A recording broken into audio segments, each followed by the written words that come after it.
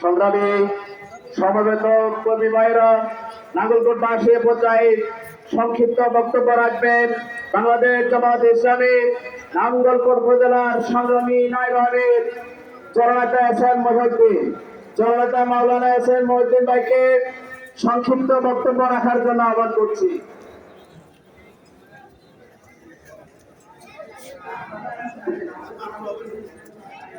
আউযু বিল্লাহি মিনাশ শাইতানির রাজিম। বিসমিল্লাহির রহমানির রহিম।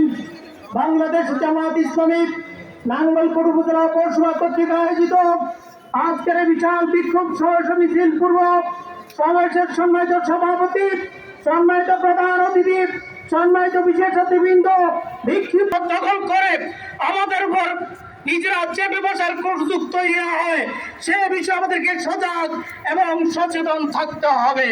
সম্মানিত উপস্থিতি, আপনারা জানি, বাংলার মানুষ জানে, বাংলাদেশ 1991 সালে একটি বিধানের মাধ্যমে নির্বাচন হয়েছিল। সেই বিধানটির নাম ছিল কেয়ারটেকার সরকার। এই কেয়ারটেকার সরকারের উদ্ভাবক ছিলেন বাংলাদেশের মানুষের হৃদয়ের স্পন্দন, ভাষা সৈনিক অধ্যাপক গোলাম আজম। জামাত ইসলামের আমিরে জামাতের এই কেয়ারটেকার উপস্থাপনের মাধ্যমে এক এক করে 2টি 3টি